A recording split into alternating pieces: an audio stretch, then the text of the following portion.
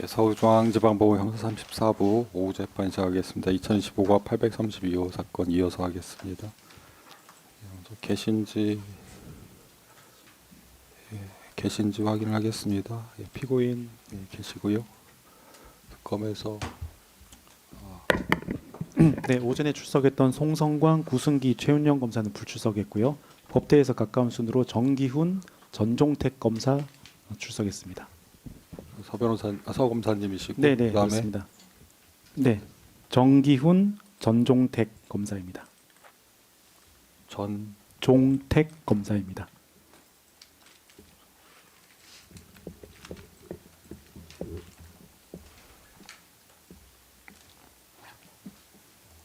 예, 세 분 계시고 변호사님 네, 저희는 이하상, 고영일, 김지미 3명 제정했습니다. 세 분 계시고 예, 세 분 계시고요. 그럼 이어서 하면 될까요? 예. 그 증인 들어오라고 하시고 그 이 재판은 이어서 특검법에 따라 속기 녹음 중계하는데 지금은 잠깐 중단하겠습니다. 다시 중계를 하고요. 아까 오전에 말씀드린 것처럼 요 중계는 하되 증인 얼굴은 모자이크 처리가 될 겁니다. 그리고 오전에 하신 선서 효료 그대로 유지가 되고요. 본인 맞으시죠? 네, 맞습니다. 오전에 하신 선서 효료 그대로 유지되고 그다음에 거짓말하면 위증죄로 처벌받을 수 있고 증언 거부권이 있습니다. 네. 예, 변호사님 물어보시죠. 네, 안녕하십니까? 네. 네. 김영훈 장관님, 저는 이하상입니다. 지난번에 한번 뵀던 것 같은데 장관님 맞죠? 이게 세 번째 됐습니다. 알겠습니다. 제가 보니까 54기 졸업하셨더라고요. 예, 맞습니다. 그러면 98년도 임관이 맞으신 거예요. 예. 그리고 30년 군생활 하신 거네요. 예, 그렇습니다. 30년 동안 그 국가와 민족에 헌신해 주신 거에 대해 진심으로 감사드립니다. 예. 몇 가지만 여쭤보겠습니다. 그리고 먼저 진정 성립 관련해서 검사 주신문 확인 좀 해보겠습니다. 1-1에 국방부 3층 배치도, 그다음 1-2에 우리 김철진 장관님 작성한 메모, 그리고 또 3번에 진술서가 있습니다. 증거 순번으로는 25번, 31번, 121번 각 그렇습니다.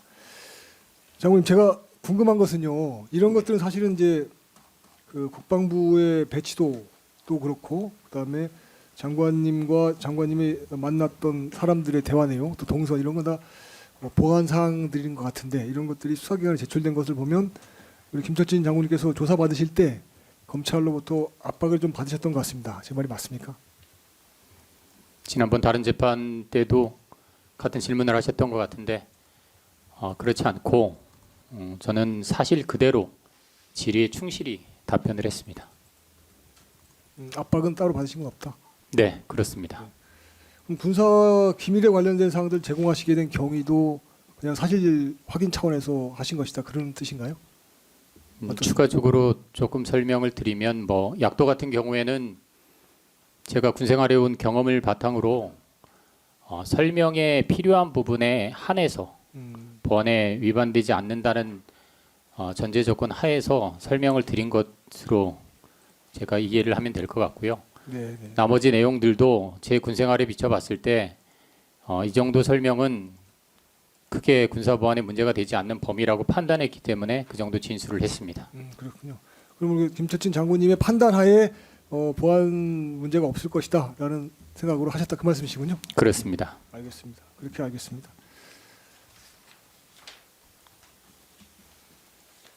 그다음에 주신문 11항 관련 질문하겠습니다.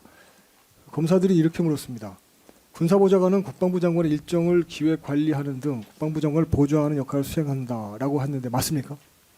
예, 제 임무 중에 하나였다고 예, 생각합니다. 알겠습니다. 그런데 그 뒤쪽에 보면은 그 공관 관리 업무도 군사보좌관실 업무에 속하는 걸로 되어 있는 것 같은데 맞습니까? 공간관리 업무의 전체를 다 군사보좌관이 한다라고 하기는 좀 제한 사항은 있습니다. 네. 시설과 관련된 문제 이런 것들은 별도의 근무지원단에서 임무 수행을 하기 때문에 그렇군요. 그 부분을 제외하고 전체적으로 장관님을 보좌하는 데 있어서 군사보좌관으로서 필요한 부분을 담당한다고 보시면 되겠습니다. 네. 그러면은 아까 제가 듣기에 공관장과 부관들의 지휘 감독은 군사보좌관께서 하시는 게 맞습니까? 예, 그렇습니다. 아, 네, 그렇군요. 그러면 공관장과 부관들은 상관이 우리 군사보좌관님이 되는 겁니까? 부관 같은 경우에는 제가 통제를 하는 것이 맞고 네네. 공관장 같은 경우에는 조금 이원화돼 있긴 한데 아, 그렇군요. 그래도 공관에서 주 하는 임무의 대부분은 제가 통제를 한다고 보시면 될 것 같습니다. 무슨 말인지 알겠습니다. 그럼 부관 자체는 아예 소속이 그냥 군사보좌관실로 돼 있는 모양이죠? 그렇습니다. 아, 예. 이해했습니다. 알겠습니다. 그다음에 주신문 15항 물어보겠습니다. 공관에서의 그 손님 접대에 관해서 아까 검사들이 물어봤습니다. 제가 한 번 더 확인해 보겠는데요. 검사들 질문이 이랬습니다. 장관님 공관에는 군사보좌관실 소속 공관장과 부관이 상시 거주한다. 그리고 공적 사적 장관 손님들을 관리한다. 이렇게 물었는데 이 말이 맞습니까? 질문의 정확한 요지를 제가 이해하기 좀 어려운데 어떤 부분 때문에 그렇게 여쭤보시는지 말씀해 주시면 요지를 답변드리겠습니다. 모르셔서 예. 일단은 두 가지 파트인데요. 군사보좌관실 소속 공관장과 부관이 상시 거주하느냐? 상시 거주합니까? 안 합니까? 네, 부관은 2명이 임무 수행을 하기 때문에 1명씩 교대로 임무 수행을 하고 네네. 공관장도 별도의 개인 일정이 없을 경우에는 상주한다고 보시면 될 것 같습니다. 아, 개인 일정이 없으면 지난번에는 공관장께서 제가 들어보니까 출퇴근하신다는 것 같은데 아닌가요? 제가 잘못 알았나? 그건 좀 제가 체크를 해봐야 될 부분인 네네, 것 알겠습니다. 같습니다. 부관은 상시 거주하는 거 맞습니까? 예, 교대로 상시 거주하고 있습니다. 알겠습니다. 그러면은 그분들의 임무가 장관님의 공적 사적 손님을 관리하는 업무는 건 맞습니까? 공적 사적 업무를 관리한다라는 부분이 정확한 표현인지는 모르겠습니다. 왜냐하면 사적인 영역을 사적인 부분이기 때문에 저희들이 공적인 부분에 있어서 지원을 하지만 그렇군요. 다만 공간이라는 특수한 공간이기 때문에 네네. 그 공간에 사적인 손님일지라도 다녀가시는 부분들을 그냥 사적 손님이 일반적으로 그냥 들랑달랑할 수 없는 공간이기 때문에 그 부분에 대한 일정 부분의 서포트가 필요한 것이지 네네. 사적 손님을 저희가 관리한다고 보기는 좀 어렵습니다. 알겠습니다. 이해했습니다. 예. 근데 아까 검사들이 그렇게 물어봤기 때문에 다 확인차 물어봤는데 사적 손님을 관리하는 거 아니다 그런 말씀이시네요. 사적 손님에 대한 공간이라는 특수 장소에 대한 출입이 문제가 출입, 있기 때문에 그렇죠. 그와 관련된 것은 지원을 하지 않으면 들어올 수가 없기 때문에 네. 지원하는 부분이 분명히 있습니다. 알겠습니다. 예. 그다음에 하나만 추가로 여쭤보겠습니다. 주신문 관련해 가지고 그 공관장께서 지난번에 한번 말씀을 해주셨는데요. 예전에 장관님에 비해서 김영은 장관께서는 그 연회나 이런 외부 행사가 거의 없었다고 하시던데 그건 혹시 보좌관님께서도 알고 계셨습니까? 제가 장관실 근무가 4번째 근무입니다. 중령 실무자 때도 있었고 대령 과장 때도 임무 수행을 했고 군사보좌관직 4번째 보직을 수행을 하는데 장관님께서 임무 수행하시는 기간이 워낙 3개월이라 짧았기 때문에 예. 제가 그걸 비교해서 다른 장관님들과 비교해서 공관에서의 행사가 많았다 적었다를 좀 비교하기는 좀 어려울 것 같습니다. 근데 공식적인 행사는 한두 번 정도밖에 없었기 때문에 그렇게 많았다라고 보기는 어려운데 부임 초기여서 그것도 특정해서 말씀드리긴 좀 어렵고 비교는 좀 어려울 것 같습니다. 그 지난번에 좀 특이한 것이 있어서 다시 한번 확인해 보는데요. 그 조리장이 있는데 조리장이 일과 퇴근 후에 저녁 조리를 해주신 적이 없고 거의 다 퇴근했고 장관께서는 밀키트로 손수 저녁을 드셨다고 하는데 그건 혹시 보좌관님께서도 알고 계셨습니까? 정확하게 인지하기는 좀 어려운 부분이긴 한데 장관님께서 주로 일과 이후에는 장관님 스스로 해결하신 부분들이 많았던 것으로 알고 있고 거기에 양호열 비서관이 같이 좀 도왔던 것으로 저는 그렇게 인지하고 있습니다. 원래 공관관리병도 2명이 있었는데 그 TO도 1명으로 줄여서 1명 원대 복귀시켰다고 하는데 그 사실도 보좌관님 예, 알고 그거는 계십니까? 제가 들어서 알고 있습니다. 관리병을 2에서 1명을 줄인 건 결국 국가 예산을 아끼겠다는 그런 뜻으로 이해할 수 있는 겁니까? 그것도 일종의 이유 중에 하나가 될 수 있을 것 같은데 그거는 장관님의 판단이셨기 때문에 제가 그것이 그렇다는 것을 뭐 확언하기는 좀 어려울 것 같습니다. 알겠습니다. 예.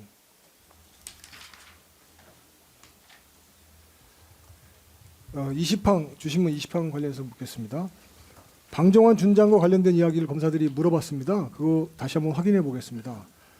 방정환 준장을 만나신 일이 있습니까, 보좌관님? 방정환 준장을 만난 네. 언제를? 그러니까 제가 그 날짜까지 확인해 보려고. 만나신 일이 있습니까? 방정환 준장은 국방부에서 근무를 했기 때문에 네. 업무적으로 뭐 만날 일들은 뭐 제법 있었다고 볼 수 있습니다. 그러면 자주 만나시는 분입니까, 방정환 준장은? 군생활을 하면서 저하고 군생활 4년 선배입니다. 네. 생도생활도 1년은 같이 했고 잘 아는 선배이고 그렇다고 해서 임무 수행하는 기간 동안에 업무적인 것으로 보고를 들어온다던가 할 때 말고 장관님 모시면서 개인적으로 만나거나 한 적은 없습니다. 그러니까 업무 수행 중에서 만나신 적은 있으시고요. 그렇습니다. 예, 그러시군요. 근데 아까 검사가 방정환 준장을 우리 보좌관님께서 만나신 것에 대해서 물어본 거는 날짜가 2024년 12월 4일 경이라고 물어보던데 그 무렵에 만났다는 게 기억나시는 게 있습니까? 네. 어, 사실은 12월 3일 날 공식 행사 때도 방정환 장군을 만났고 네. 그건 오찬이었습니다. 그리고 12월 4일은 아까 진술했던 것처럼 조금 특이한 기억이기 때문에 기억을 하고 있어서 제가 진술을 드린 겁니다. 그렇군요. 그러면 그 12월 4일 경에는 그러니까 12월 3일 오찬 때 업무상 방 준장을 만나셨고요. 그렇습니다. 그 다음 날에도 또 만나셨다 그 말씀이신 거네요. 예, 제 사무실로 찾아와서 저를 기다리고 계셨기 때문에 예. 제가 만났습니다. 그때 폰 하나를 받았다 놓고 갔다 이런 말씀인가요? 예, 맞습니다. 그 폰이 어떤 폰인지 우리 보좌관님께서는 인지하셨습니까?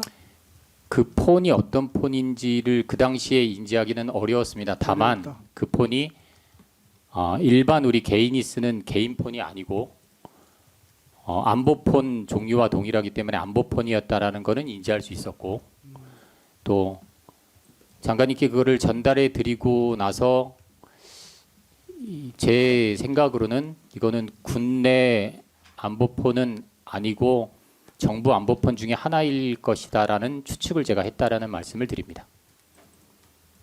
네. 그렇게 추측하신 이유가 있나요, 특별히?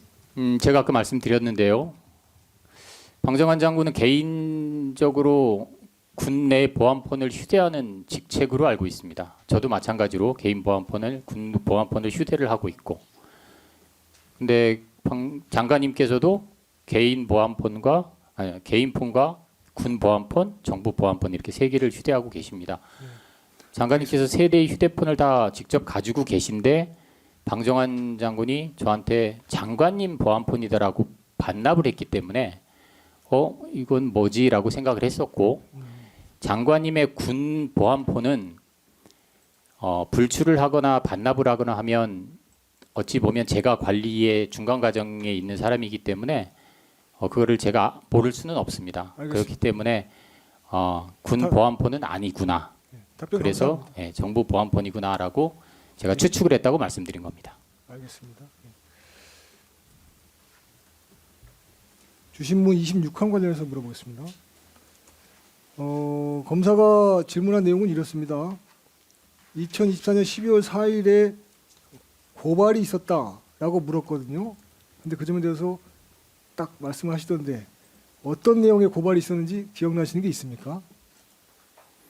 그 당시에 뭐 많은 고발 내용과 이런 것들이 언론을 통해서 많이 나왔기 때문에 그 정도 인지하는 것으로 말씀을 드린 겁니다.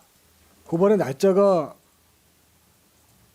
여러 시기에 걸쳐서 있었는데 그런 것도 인지하셨습니까? 계엄이 종료되고 나서 고발은 거의 뭐 매일 언론과 신문에 도배됐던 것으로 기억을 합니다. 그렇죠. 그러면 예. 고발은 계속 있다는 뜻이네요. 맞습니까, 보좌관님?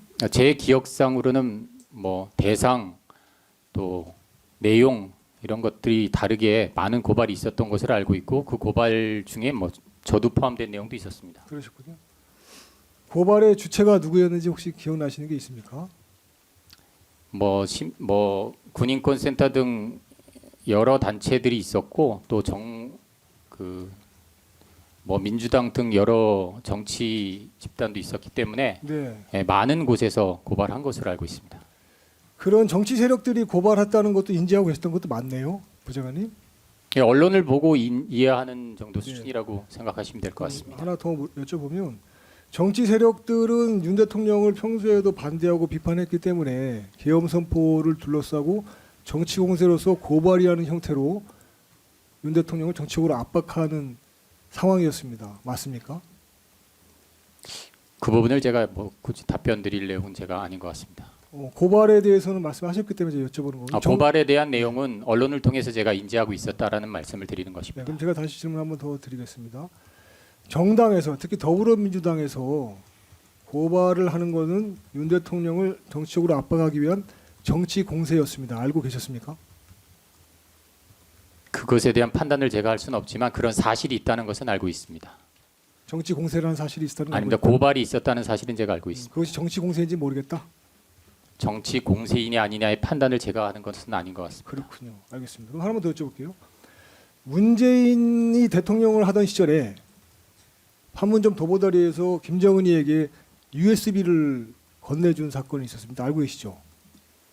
언론을 통해서 알고 있는데 그게 팩트인지는 잘 모르겠습니다. 아, 그건 팩트인지 모르십니까? 예. 알겠습니다. 좋은데요. 그럼 문재인이가 그 일로 인해서 이적죄, 여적죄로 고발당하고 고소당한 사실은 알고 계십니까?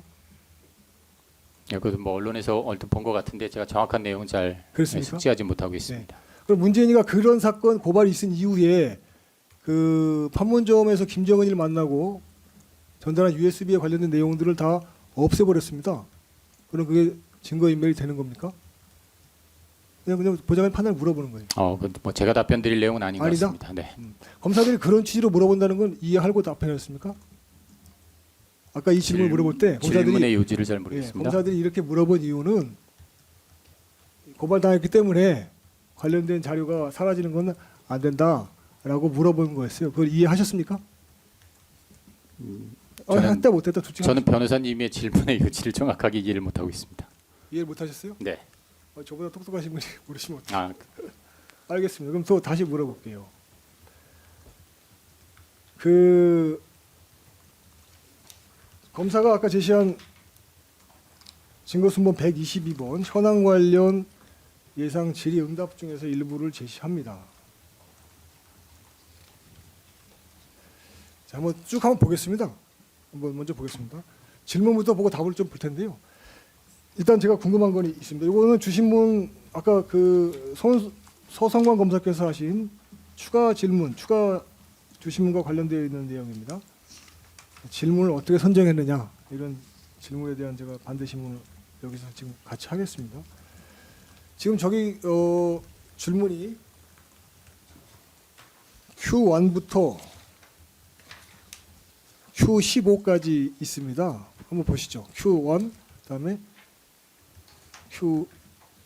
Q15번까지 맞습니까? 15개 질문이 있습니다.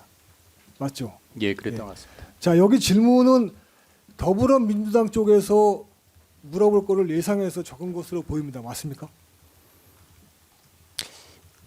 저희가 국회 업무를 하면서 질의 답변을 만들 때는 통상적으로는 언론의 이슈가 됐던 얘기들, 그래서 그런 것들이 뭐 어느 당을 떠나서 질의에 나올 거라고 예상이 되는 것들을 뽑습니다.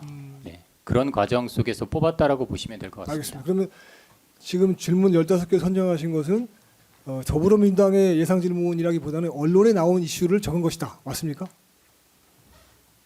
그걸 그렇게 일반화시키는 건 조금 무리수가 있는 것 같은데 이렇게 물어봐 저렇게 물어봐 아니라고 하시면 왜 그렇게 말씀을 드리냐면 어떡해요? 저 문서를 저 질문 15개를 뽑아낸 주체가 제가 아니고 예.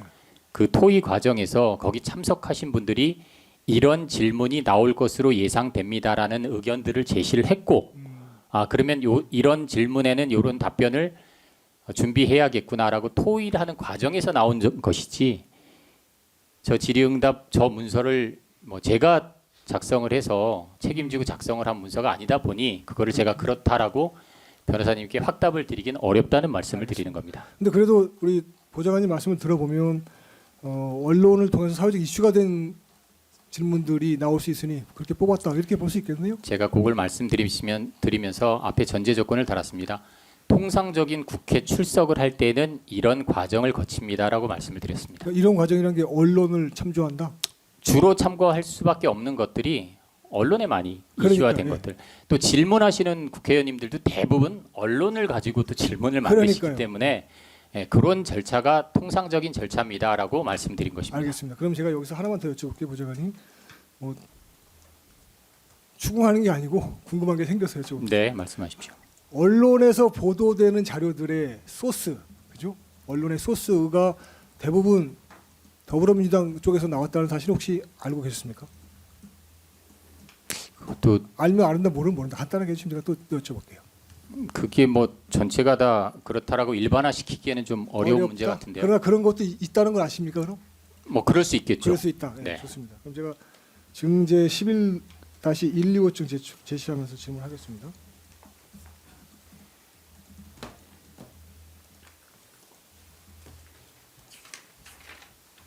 네, 한번 제시해 주시죠. 제가 지금 보여드릴 거는 더불어민주당 보도자료 2건입니다. 첫 번째를 보시면 조금만 줄여주시죠. 너무 큰 것 같은데. 네, 감사합니다. 2024년 12월 13일자 보도자료로 되어 있고요. 민주당이 문상호 전 사령관을 고발했다는 내용입니다. 이거 혹시 기억나시는 게 있습니까? 뭐 정확하진 않지만 내용은 뭐 예, 들어본 것 같습니다. 예. 이 보도자료를 내면 이것이 기사화되고 또 기사화되면 검사들이 그 기사를 갖고 물어봤습니다. 알고 계셨습니까? 예, 뭐 저도 수사 과정에서 기사화된 걸 물어본 적은 있었기 때문에 뭐 그럴 수 있다고 생각합니다. 자, 그러면 여기 고발했다는 날짜를 보시면 2024년 12월 13일이지 않습니까?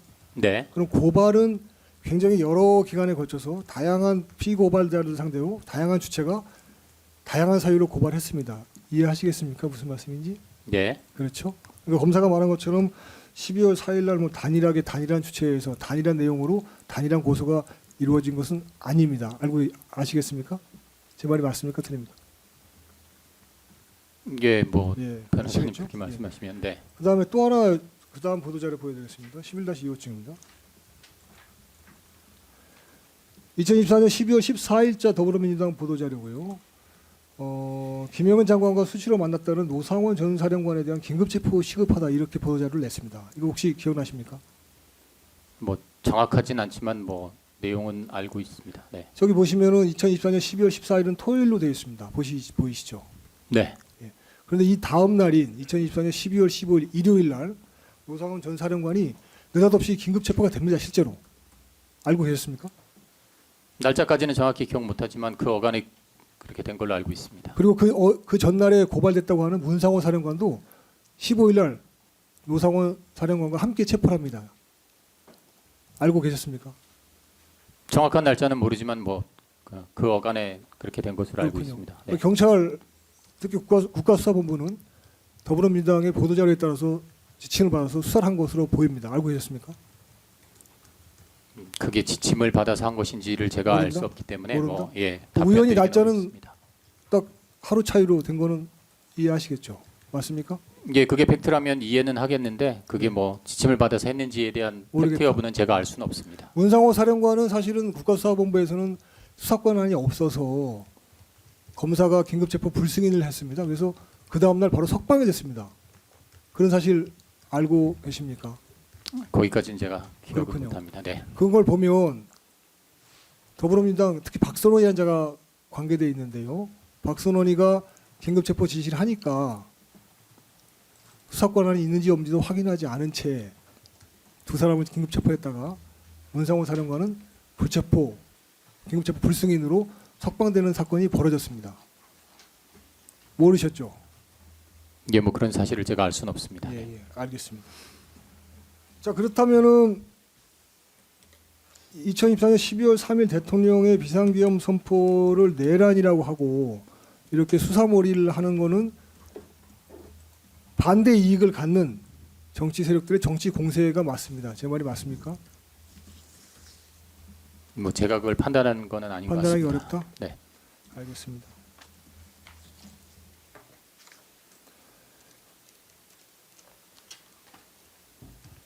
자, 그다음에 다시 122번 그 Q&A 자료를 한번 다시 돌아가서 그걸 물어보겠습니다. 답을 한번 보겠습니다. 그래서 제가 여쭤볼게요. 자, 첫 번째 질문입니다. 국방부 장관이 대통령에게 비상계엄을 건의하였는가? 건의하였다. 이거는 헌법과 개헌법에 따른 조치라는 건 알고 계십니까? 예, 절차상 그렇습니다. 그렇죠? 네. 예, 알고 계시는 거죠? 네. 예. 그다음에 Q 질문 두 번은 비상계엄을 건의한 배경은 뭐냐? 담화문에 다 들어있다. 담화문 들어보신 적 있습니까? 예. 예. 그다음에 비상계엄 전 누구와 상의했느냐는 보안상이라서 말씀할 수 없다. 그렇게 되는 거 맞죠? 자, 그다음에 Q5로 보겠습니다. Q6번 보겠습니다. 국무회의 심의는 누가 참석했고 심의하였느냐? 과반수 이상 정족수는 참석했다. 그러나 누가 참석한지는 확인할 수 없다. 맞습니까? 이렇게 기재되어 있는 거? 예, 제가 알기로는 장관님께서 그렇게 알려주셨기 때문에 저희 그러니까요. 메모가 된 걸로 알고 있습니다. 실제로 이 사건 관련 다른 재판들에서도 국무위원 정족수의 과반수 이상이 참석한 걸로 확인됐는데 알고 계셨습니까? 예. 예. 그 다음에 보겠습니다. 잠깐만요.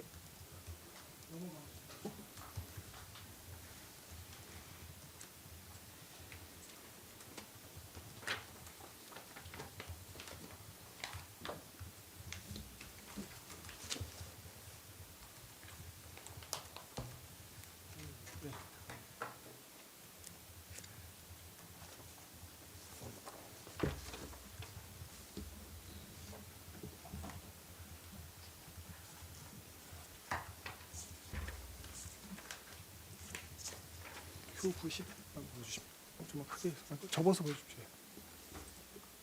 네, Q9번 너무 커요, 너무 커. 오케이, 좋습니다. 오케이. 예.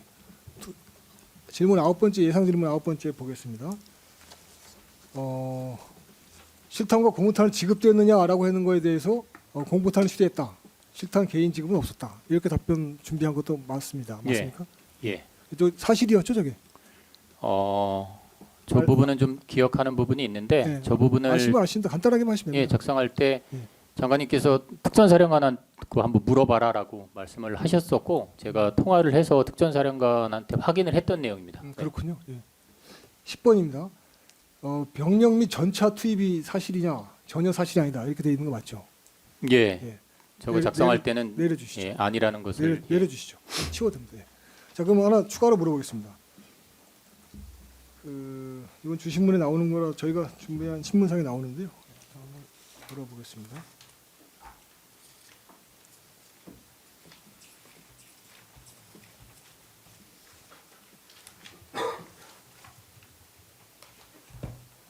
오늘 증거로 제출한 증제 12호 언론기사 자료 제시하겠습니다.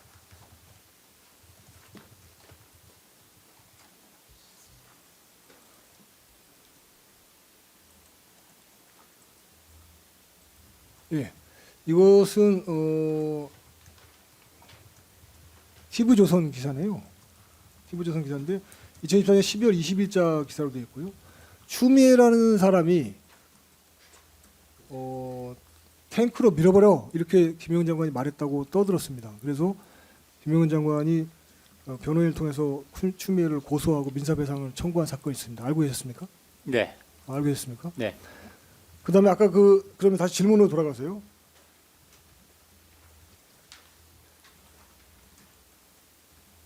질문 예상 질문 10번에 전차 투입 이 기사는 이 관련된 질문이 나오게 된 이유는 추미애 같은 사람들이 말을 했기 때문입니다. 맞습니까? 그게 직접적으로 연관이 있는지 저는 잘 모르겠습니다. 잘 모르셨습니까? 네. 근데 어쨌든 추미애라는 사람이 전차를 도굴해서 밀어버려라 이런 말을 했다고 말을 했습니다. 그렇다면 이 질문도 그런 관련된 언론 보도를 통해서 만들어진 질문으로 보입니다. 맞습니까?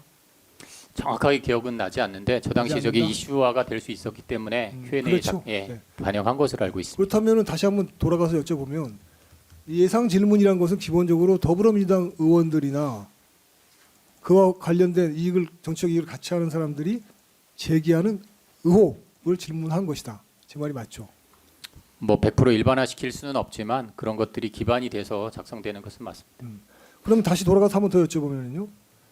그 더불어민주당에서 했다는 그 고발 행위들도 결국에는 윤석열 대통령을 정치적으로 압박하려는 정치 공세로 이루어진 것입니다. 제 말이 맞습니까? 틀립니까? 아니, 뭐 모르면 정치적 모르는- 목적 자체를 제가 그걸 판단할 수는 없을 것 같습니다. 모르시면 모른다고 하면 됩니다. 네. 알겠습니다. 다음에 잠깐.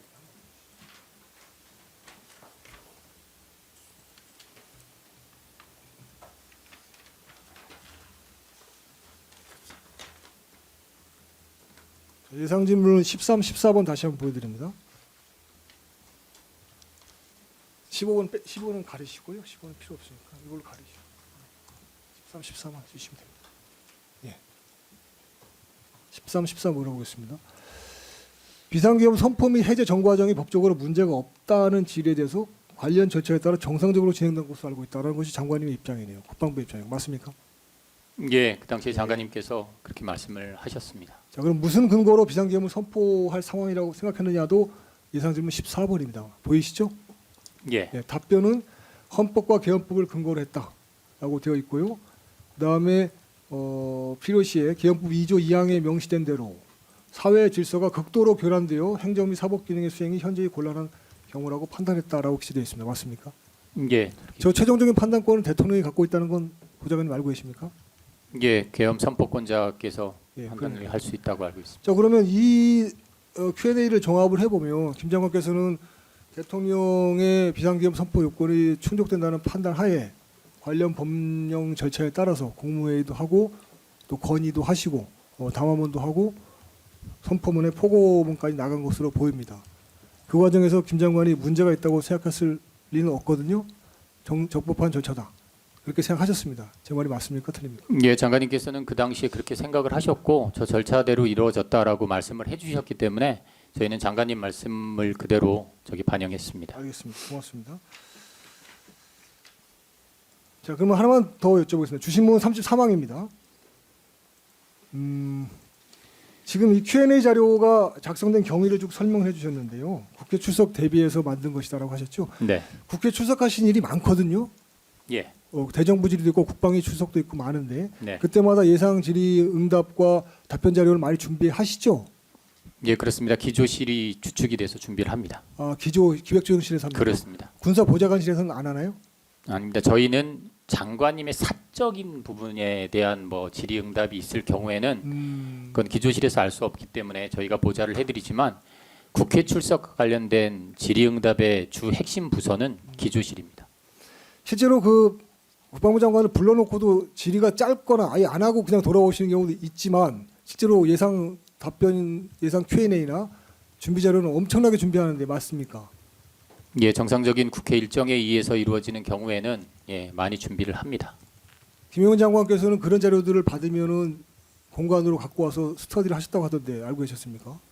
예, 같이 토의도 하셨고 토의가 끝나면 챙겨 가셔서 별도의 공부도 하셨습니다. 결국 그 장관에서 면직되신 다음에 세절됐던 자료들은 그런 국회 관련 자료들이라고 하시던데 알고 계셨습니까? 그런 자료들도 분명히 있을 겁니다.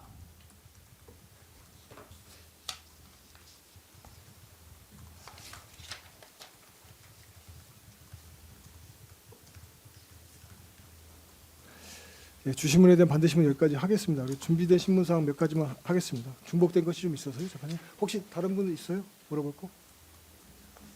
해보세요. 예, 김지민 변호사입니다. 그 주신문에 아까 나온 잠시만요.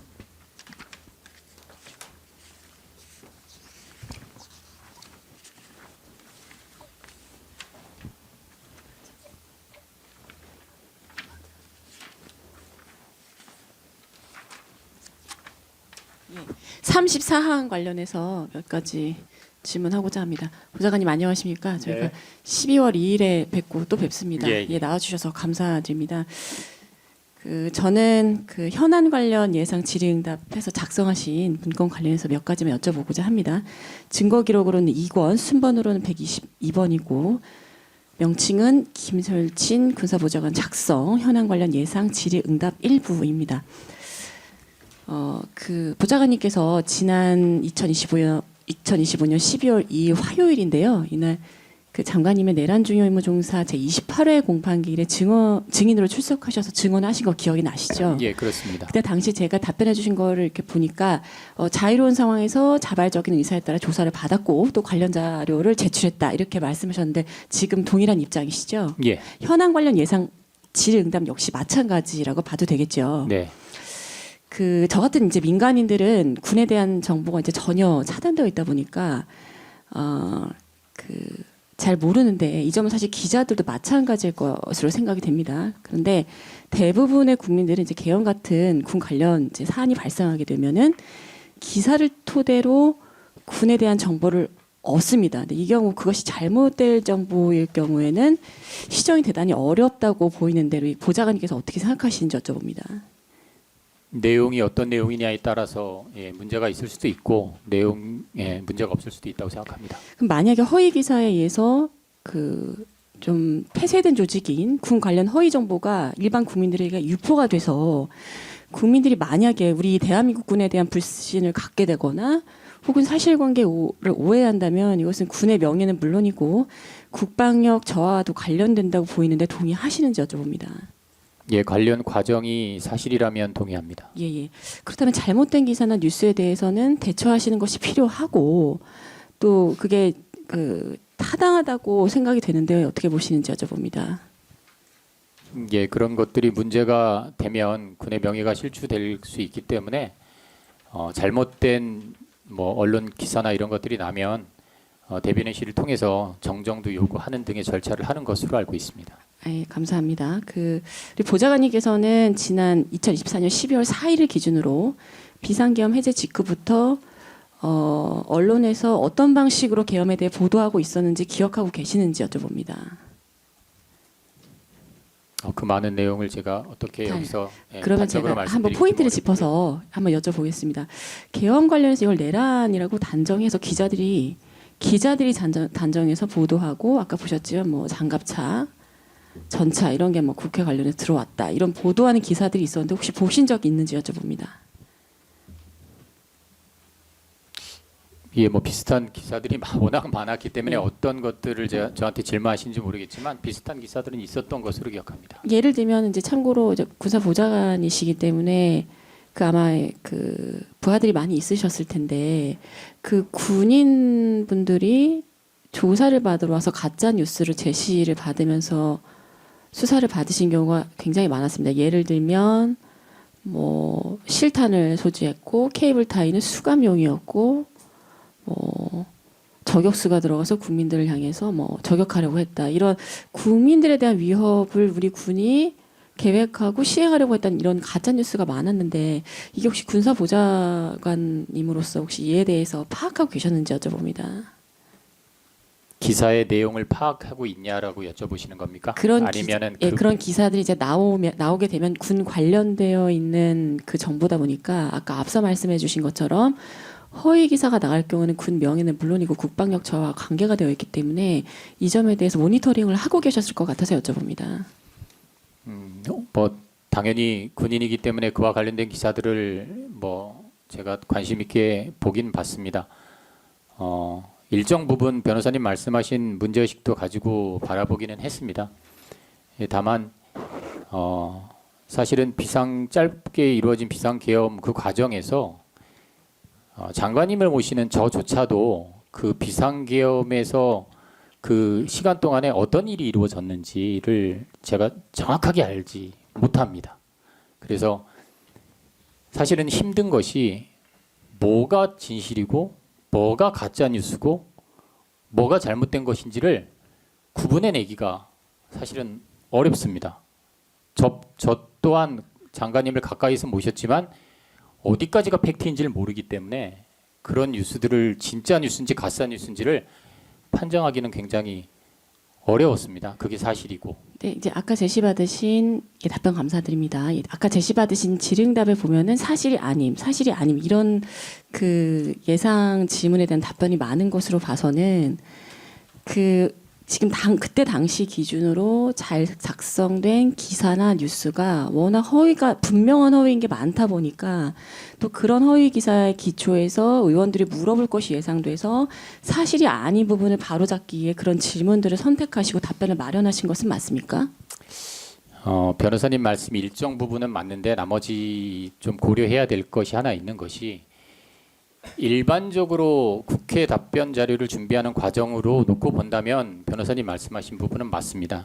다만 저 문건을 작성한 시기를 놓고 보면 계엄이 있었고 계엄이 해제가 되고 나서 저 문건을 작성하기까지는 굉장히 텀이 짧습니다.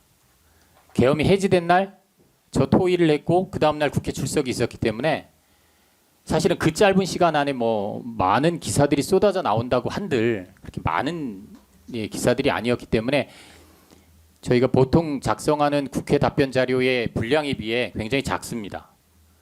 15분까지밖에 없는 것은 그만큼의 그 텀이 짧았기 때문에 저희가 나올 수 있는 예상 질의도 저 정도 이상은 뽑아내기 어려웠다는 것을 보여준다라고 할 수 있습니다. 그래서 변호사님께서 질문하신 내용은 일반적인 국회의 준비를 놓고 본다면 맞는 말씀이지만 저걸 작성했던 시점으로 놓고 본다면 일반화하기는 조금 어렵습니다. 그러면은 일반적인 상황에서는 가짜 뉴스에 대한 팩트 체크를 하고 그것이 사실인지 아닌지 알아본 다음에 답변을 준비하는데 이번 건 같은 경우는 너무 시간이 촉박해서 아는 것은 확실히 안다고 또 그 가짜 뉴스에 대해서 확실히 이것이 아니다라고 반박할 수 있는 것들만 예상 질문을 만드신 게 맞나요?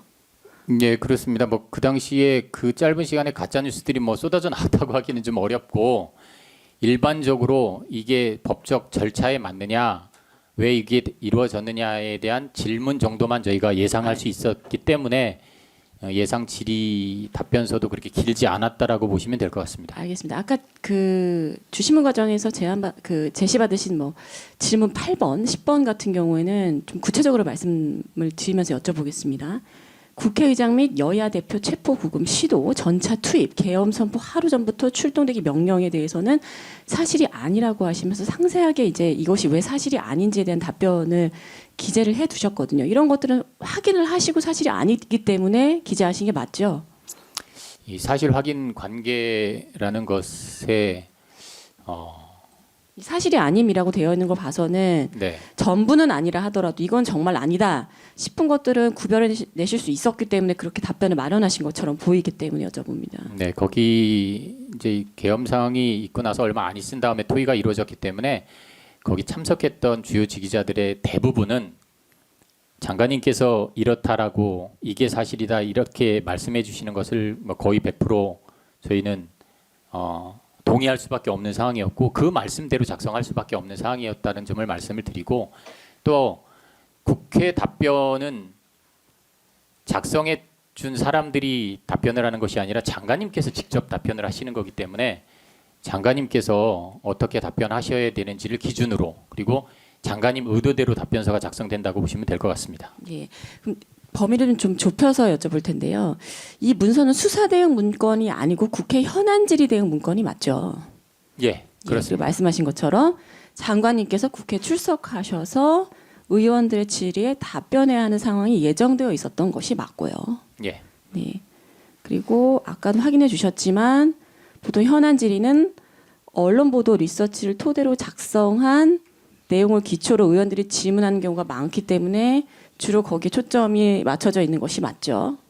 예, 일반적으로 그렇습니다. 일반적으로는요. 네. 내란이라는 것은 형법상 범죄에 해당하기 때문에 사법부의 확정 판결로서만 최종적 판단이 가능하다는 걸 알고 계시죠. 예, 그렇습니다. 그렇다면 정치적인 수단으로 형법상 죄명을 함부로 사용하는 것은 죄형법정주의나 무죄 추정 원칙에 반한다는 점도 알고 계십니까? 제가 법조인이 아니어서 그렇게 정확하게는 알지 못하지만 그래도 법원의 판결이 있어야 된다라는 것은 알고 있습니다. 계엄이 이제 군병력이 필수적으로 동원되는 사무다 보니까 좀 예민할 수도 있는 사안입니다만 언론에서 내란이라는 이제 그 아까도 말씀드렸지만 형법상 죄명을 빈번하게 사용하고 거리에 뭐 내란의 밤, 뭐 내란 척결 이런 그 단정적인 죄명들이 사법부의 판단이 내려지기 전에, 다시 말해서 확정 판결이 있기 전에 이런 것들이 벌써 정치권에서 단정적으로 사용되고 정치적인 판단은 사법부 판단보다 앞세워서 현수막 등으로 홍보했던 것도 알고 계십니까? 예, 뭐 사실은 알고 있습니다. 그 당시는 또 수사기관에 의해서 정식 수사가 개시가 되기 전이었기 때문에 기자들이 이런 가짜 뉴스를 경쟁적으로 작성하고 국민 일반의 생각을 오염시키는 것은 정보통신망법 위반, 그러니까 정확하게는 허위사실적시 명예훼손죄에 해당한다는 것도 혹시 알고 계십니까? 예, 뭐 제가 법조인이 아니어서 정확하게는 알지 못하지만 예, 군복 입은 군인으로서 안타깝게는 생각합니다. 아까 제시받으신 현안 질의 관련해서 그 8번 기억이 나시지요? 한번 보여드리겠습니다. 우리 8번 질문 한번 보여드릴까요? 그 질문 8번. 예.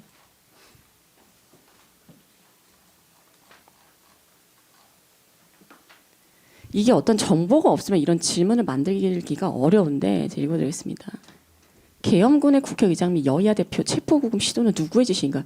이거는 어떤 정보, 그러니까 기사나 뉴스에서 이런 표현을 사용하지 않았다면은 이걸 직접 만들어서 답변을 준비하시기 어려웠을 것으로 보여서 여쭤봅니다. 그러니까 이런 그 허위 기사에 기초한 질문이 나올 것을 예상했기 때문에 준비하신 게 맞습니까? 그건 제가 정확하게 기억할 수는 없습니다. 왜 그러냐면 거기 토의 과정에서 나온 얘기고 제가 저걸 주도해서 작성한 것은 아니기 때문에 예, 그 당시에 어떤 토의에 의해서 저 큐가 나왔는지 제가 지금 뭐 다 기억할 수는 없기 때문에 예, 정확하게 답변 드리긴 좀 어려울 것 같습니다. 그러면 마지막으로 하나만 여쭤보겠습니다. 이 15개의 질문 가운데서 지금 현재 기준으로 혹시 답변이 수정되어야 하거나 뭐 변경되어야 하거나 그런 질문이 있을까요? 아니면은 그때나 지금이나 이제 답변한 것이 지금 기준으로 봐도 사실이 맞습니까? 그걸 지금 제가 여기서 답변 드리긴 좀 어려울 것 같습니다. 꼼꼼히 살펴봐야 될 부분도 있고 또 사실관계를 달라진 것이 있는지를 체크해야 되는 뭐 그런 과정도 거쳐야 되기 때문에 지금 이 자리에서 증인석에 앉아서 뭐 변경해야 됩니다, 변경될 게 없습니다라고 확 언드리기는 좀 어려울 것 같습니다. 알겠습니다. 이상입니다.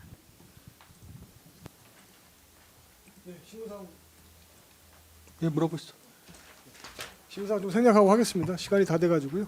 간단하게 하겠습니다. 신문상 사항 질문하겠습니다. 앞에 건 빼겠습니다.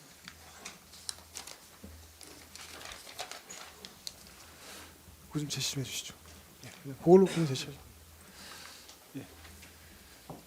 증거기록 1권, 순번 22번, 우리 보좌관님 진술조서 2429쪽 제시합니다. 수사과정 확인서입니다. 종료 시간을 보시면 21시 01분으로 되어 있습니다. 보이시죠? 네. 4-1항입니다. 밤 9시 이후의 조사는 심야 조사로서 원칙적으로 금지되어 있습니다. 알고 계셨습니까? 예. 4-2항입니다.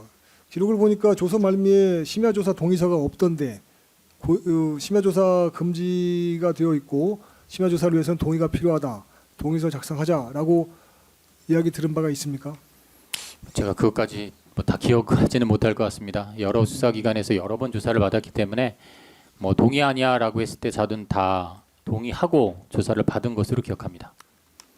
21시 01분이라서 1분 초과라서 아마 검사들이 자기들한테는 관대하게 해서 동의서를 안 받은 걸로 보입니다. 맞습니까? 그것까지는 잘 모르겠습니다. 맞으십니까? 네. 그럼 나중에 확인해 보겠습니다. 그 다음에는 6항 관련해서 하나 물어보겠습니다. 신문상 3쪽이고요. 6항입니다. 증거기록 1권 22번 김철진 보좌관님 진술조서 2393쪽입니다. 해당 부분 잠깐만 제시를 하시는데요. 저 그냥 질문지에서 보여주시죠. 뭐. 예. 여기 보시면 검사가 국방부 홈페이지에서 군사보좌관 관련 직무를 쭉 제시한 다음에 물어보는 장면입니다. 문을 보시면 국방 관련 정보의 수집 분석 전파 공유는 무엇이냐라고 했더니 장관님께 오는 보고서 결제 비대면 문서를 보좌관실에서 받아 보고하는 것이다. 이렇게 얘기되어 있습니다. 맞습니까? 예, 뭐 제가 그렇게 답변한 것 같습니다. 그런데 모든 결제가 보좌관을 거치지 않고 장관에게 직보되는 경우도 있다고 진술하신 거로 보입니다. 기억나십니까? 예, 네. 보좌관을 거치지 않고 장관에게 직보되는 이유는 보안 때문이라고 하던데 맞나요? 예. 네, 네. 알겠습니다. 잠깐만요. 보안에 문제가 있거나 예민하거나 민감한 사안일 경우에는 저를 거치지 않습니다. 넘겨주시면 됩니다. 7항입니다. 좀 줄이세요. 좀 줌아웃. 크게 더 너무 크면 잘 안 보여요 오히려. 그거 박스만 보시면 됩니다. 예, 제가 읽어드리겠습니다. 장관께서 받는 보고는 군사보좌관인 진술인도 알고 있는가요? 했더니 보안을 유지하는 업무의 경우에 장관님께 보고자들이 독대한다. 또 민감한 자료, 예민한 자료들 역시 저희들이 보지 못한다. 예를 들어서 군사정보 중에서 SI, Special Intelligence 같은 민감 자료들은 인가가 없는 인원들을 볼 수 없다. 이렇게 하시고 대표적인 예로 인사 분야에 대한 보고 이렇게 적어 놓으신 것 같아요. 맞습니까? 예, 기억나십니까? 예. 그 7-2항입니다. 그러면은 여기서 우리 보좌관님께서 말씀하신 SI, Special Intelligence의 대표적인 것이 인사 분야 보고가 포함되는 게 맞습니까? SI의 인사 분야는 아니에요, 또? 예. 인사 분야는 아니고 예, 정보 작전 분야의 SI가 비밀 작전 분야 이런 거군요. 네, 그렇습니다. 알겠습니다. 그럼 7-3항입니다. 그럼 SI 분야 즉 장관이나 대통령, 군 지휘 통수권자 최고의 지휘 통수권 라인에 있는 대통령이나 장관이 직접 관리하는 그런 작전들이 있다고 하는데 그건 알고 계십니까? 예, 그런 것들이 SI에 해당하는 정보들입니까? 뭐 그 중에 일부라고 생각합니다. 알겠습니다. 그런 경우에는 보좌관도 알 수 없다 그런 말씀이신 거죠? 예, 제가 배석하지 않는 경우에는 제가 알 수가 예, 없습니다. 그럼 추가로 물어보면 결국 그 정보의 수준 즉 보안의 범위를 정하는 거는 정보를 생산해서 관리하는 사람 즉 대통령이나 장관이 전속적으로 결정할 수 있는 것이 맞습니까?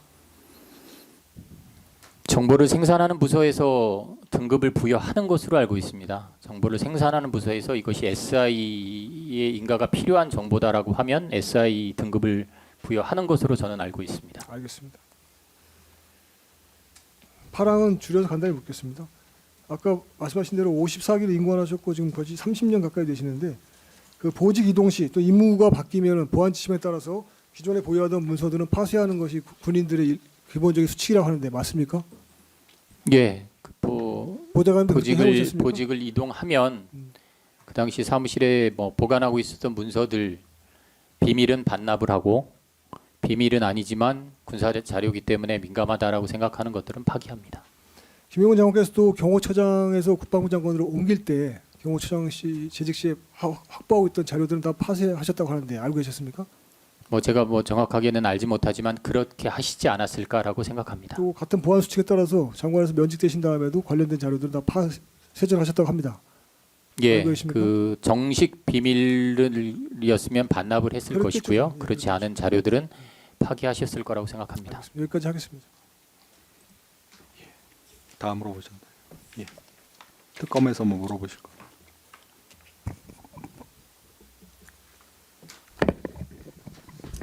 한두 가지 여쭤보겠습니다. 그 반대신문 8항과 관련해서 뭐 보안 지침에 따라서 보직 이동 시에 뭐 일부 문서들은 파쇄하고 뭐 비밀은 반납을 하신다고 하셨는데 뭐 컴퓨터로 작성된 서류나 이런 것들은 파일들은 어떻게 처리를 하시나요? 서성광 검사. 네, 감사합니다. 그 컴퓨터 안에 작성되는 문서들 중엔 비밀은 없다고 보시면 됩니다. 그러니까 등급이 부여된 비밀은 컴퓨터 하드에 저장하지 않습니다. 그렇기 때문에 없다고 보시면 되고 다만 그것을 작성하거나 받은 본인이 그 컴퓨터에 있는 내용이 정식 비밀은 아니나 뭐 민감하다고 판단하는 경우에는 다음 후임자에게 인수인계가 반드시 필요한 사항이 아니면 기본적으로는 뭐 정리를 하는 것이 일상적입니다. 그 정리를 한다는 것은 그냥 컴퓨터에서 그 소위 말한 휴지통에 버리는 수준 그 정도인가요? 아니면 뭐 디가우징이라는 어떤 전자적 물리적인 장치를 통해서 뭐 자료를 초기화한다는 건가요? 그렇진 않고요. 정리를 할 때 그냥 휴지통이 비우면 뭐 그다음에 휴지통 비우기 와이프 기능 있지 않습니까? 그 정도 기능을 하신다면 되고 왜냐하면 정식 비밀은 함부로 파기할 수 없습니다. 그리고 하드에 남아있지도 않고 그렇기 때문에 본인이 본인 컴퓨터에서 썼던 문건들 중에 이런 내용은 그냥 남겨둘 필요가 없네, 불필요하다라고 판단하면 그렇게 정리를 한다라는 말씀을 드립니다. 경우에는 주인 말씀으로는 컴퓨터나 이런 전자장치를 가지고 생성한 군사 자료, 비밀은 형식상 분류된 비밀은 아닌 경우에도 뭐 인수인계할 자료들은 남겨두고 불필요한 것은 휴지통에 버리고 휴지통 비우기 정도로 해서 자료를 삭제하는 정도이고 그 외에 어떤 뭐 하드디스크를 물리적으로 또는 어떤 전자적인 장치로 그 내용을 삭제하는 일은 없다 이 말씀인 건가요? 예, 일상적인 과정에서는 그런 일은 뭐 없는 것 같습니다. 네. 그 주인께서는 공간에서도 국방부 장관 공간에서도 이제 출입을 하시면서 뭐 이제 장관께서 뭐 업무하시는 것도 좀 보셨을 텐데 혹시 2층 서재나 이런 데서 노트북이나 이런 것을 통해서 업무를 보시는 것을 목격하신 적은 있습니까? 제가 근무하는 동안에 장관님 사적으로 활용하시는 2층에 마지막 퇴직 서류 받을 때 한 번 올라가 봤고 2층에를 가본 적이 없습니다. 없어서 장관님께서 뭐 이렇게 작업하시는 것을 제가 본 적은 없습니다. 그러면 일반적으로 국방부 장관실에 보면 뭐 PC도 있을 거고 그 개인적으로 사용하는 서재에도 어떤 뭐 그 프린트기나 이런 그 문서 작업을 할 수 있는 시설은 기본적으로 되어 있지 않습니까? 인트라넷망이 연결돼 있습니다.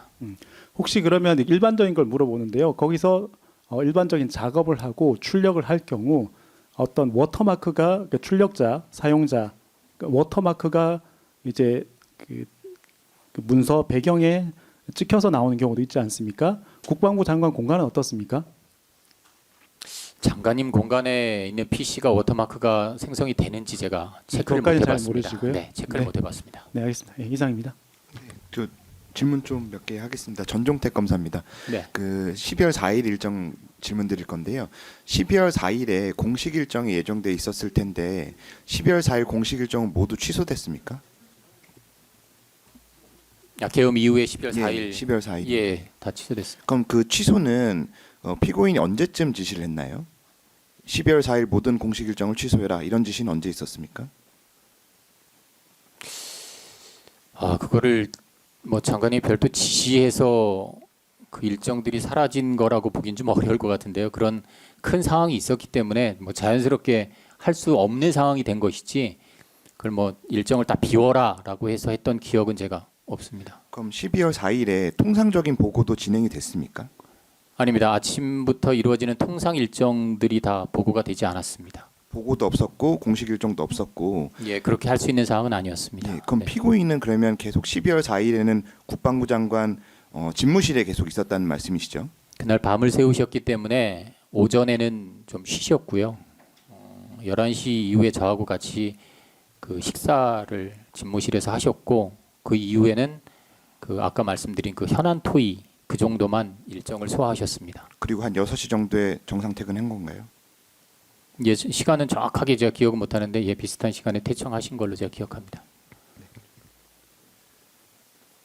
마쳤습니다. 마치겠습니다. 변호사님 물어보실 거. 부장님 하나만 더 여쭤볼게요. 예. 아까 임무가 바뀌었을 때 예. 컴퓨터에 있던 그 파일을 삭제하는 거에 대해서 말씀해 주셨는데 네. 이게 공용 재물인 경우에 즉 부대에서 지급된 장비나 공용 장비인 경우에는 하드를 남겨놓고 가야 되기 때문에 하드웨어가 남아 있어야 되기 때문에 그 정도로 하는 것이면 개인 물품인 경우에는 개인이 그냥 처분할 수 있는 거지 않습니까? 컴퓨터 안에 개인 물품이라는 말씀이십니까? 아니요. 어디? 개인용 네. 네, 개인용 컴퓨터라든지 뭐 이런 네네. 것들은 개인이 그냥 처리할 수 있는 거잖아요. 개인이 맞죠? 가져가시겠죠. 그렇게 당연히. 하겠죠. 네, 네. 여기까지 하겠습니다. 더 물어보실 거는 없으시고요. 예, 그럼 피고인 지금 김철진 피고인에 대한 증인신문을 마치겠습니다. 예, 증인 그럼 이어서 중계 다시 계속하고요. 예. 그럼 특별한 거 없으시면 이어서 증인신문 진행하겠습니다. 조금만 쉬었다 하시면 안 될까요? 좀 너무 그러신가요? 그러면 10분만 쉬었다가 좀 바람 좀 쉬고 화장실 갔다가. 그 지금 주신 분 어느 정도 걸리실까요? 한 20분 정도면 네, 저희도 뭐 20분, 30분 간단하게 정도 쟁점이 될것 많이 같습니다. 없습니다. 예. 많이 안 예, 쟁점이 많이 없습니다. 그러면 증인한테 좀 양해를 구해 주세요. 그러면 감사합니다, 재판님. 그러면 20분만 쉬었다가 고맙습니다, 재판님. 진행하는 걸로 하겠습니다. 잠깐 휴정하겠습니다.